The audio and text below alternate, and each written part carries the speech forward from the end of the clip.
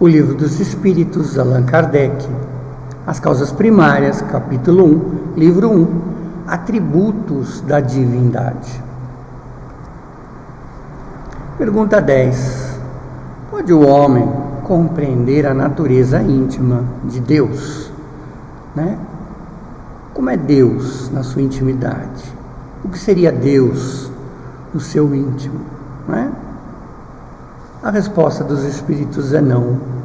Esse é um sentido que lhes falta, ou seja, o homem não tem atributos necessários para o entendimento do que é Deus.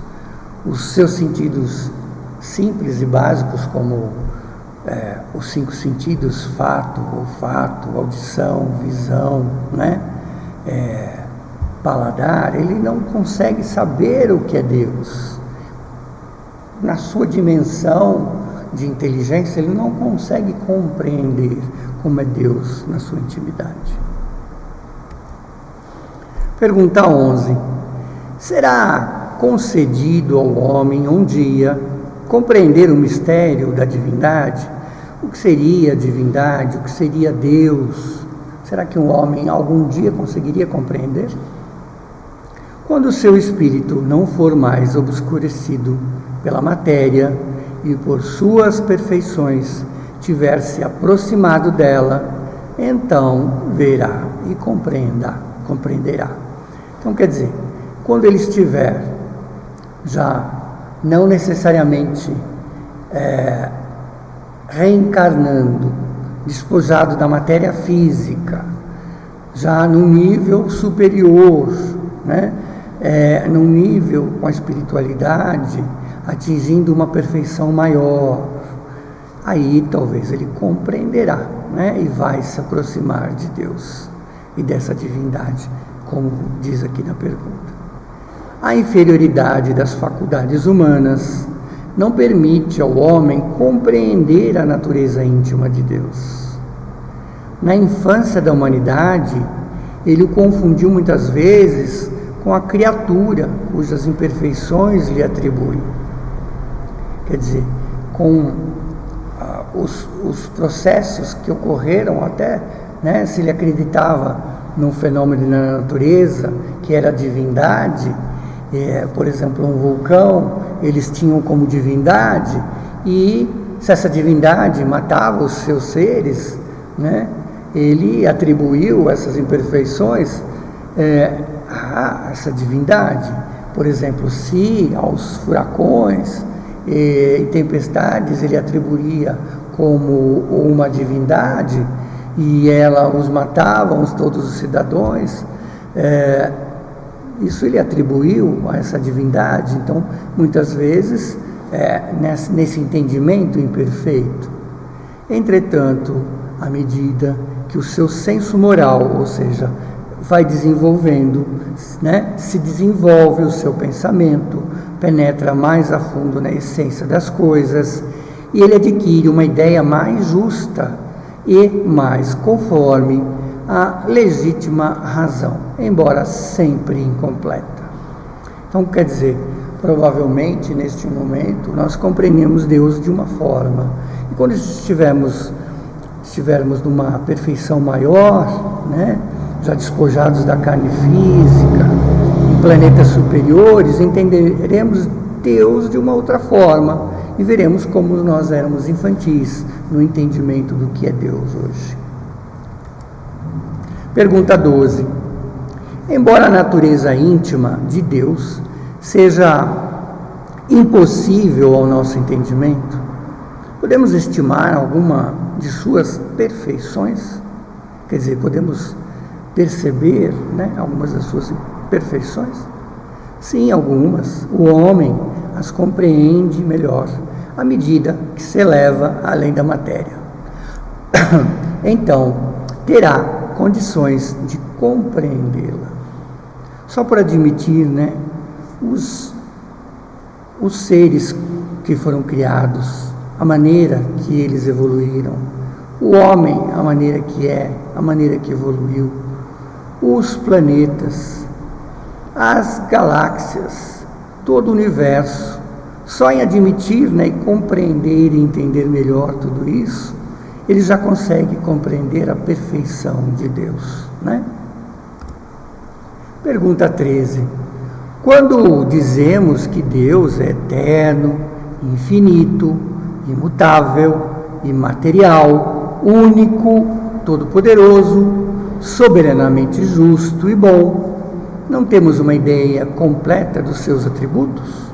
Quer dizer, reunindo, né, essa fala, será que nós já não teríamos o que é Deus?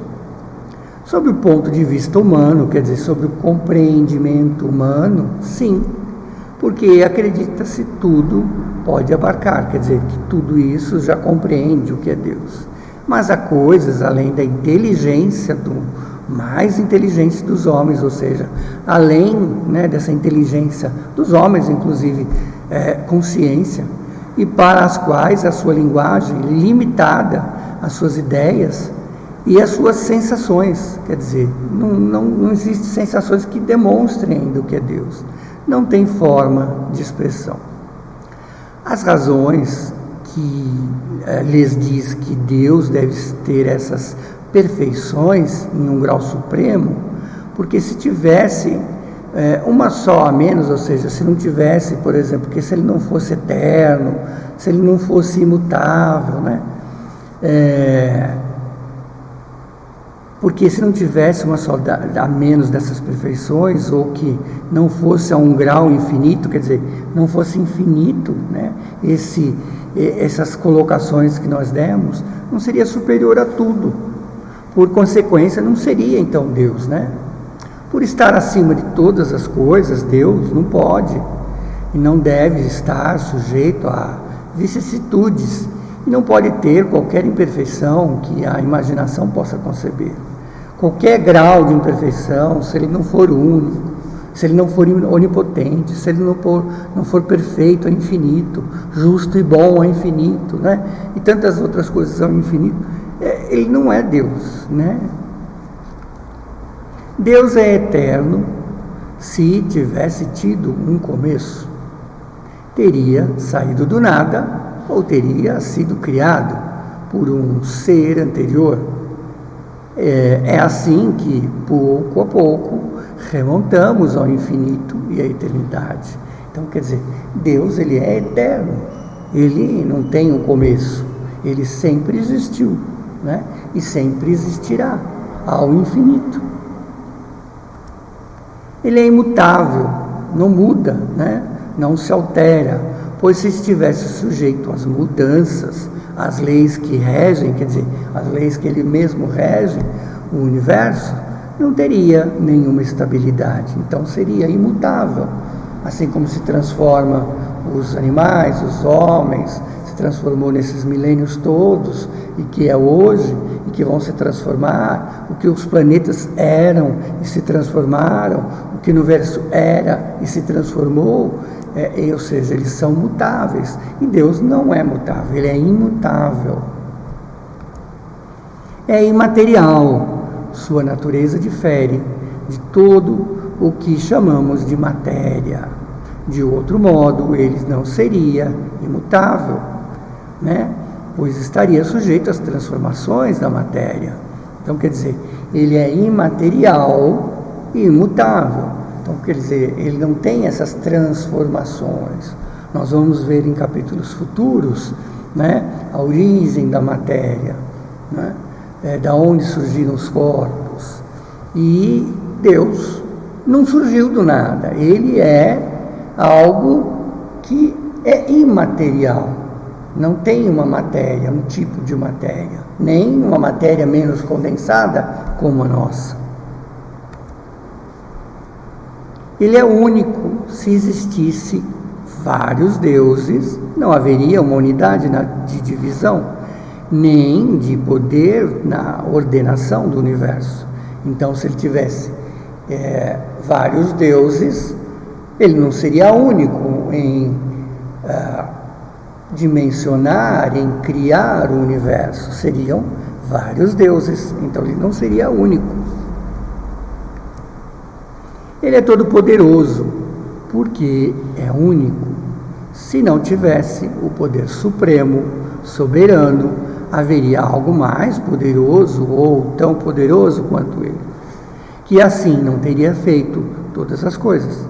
E as que não fizesse seria obra de um outro Deus. Então ele é todo-poderoso no sentido, ele criou tudo que você possa imaginar, tudo que você possa dimensionar, tudo que você possa acrescentar de ver no infinito, Deus criou.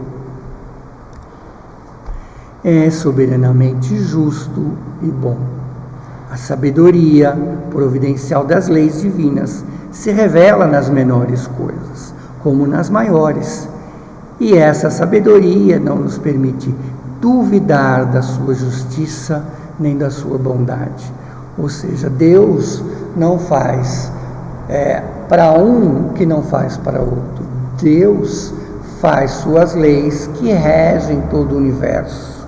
Essas leis são imutáveis. Essas leis não mudam com o tempo. Essas leis não se alteram. São as leis de Deus. Ou seja, Ele não protege um e não protege o outro para diferenciá-lo, ou exclui outro para diferenciar o outro. Ele faz suas leis e as são cumpridas. Então, o que acontece a cada ser é devido ao quê? Às suas posições tomadas, aos seus caminhos, ao seu andamento aqui, por exemplo, no planeta. Então não tem nada a ver com Deus, são suas leis que regem. Se você tomou o bom caminho, você tem boas orientações dos bons espíritos, a exemplo. Se você tomou o mau caminho, você muitas vezes é influenciado por maus espíritos e tem as consequências daquilo. Então, ele não está protegendo nenhum e nem outro, ele está com suas leis colocadas no universo e você recebe o retorno daquilo que você está buscando. Se você planta, por exemplo, melancia, você não vai colher ameixas. Com isso, nós terminamos essa parte do capítulo.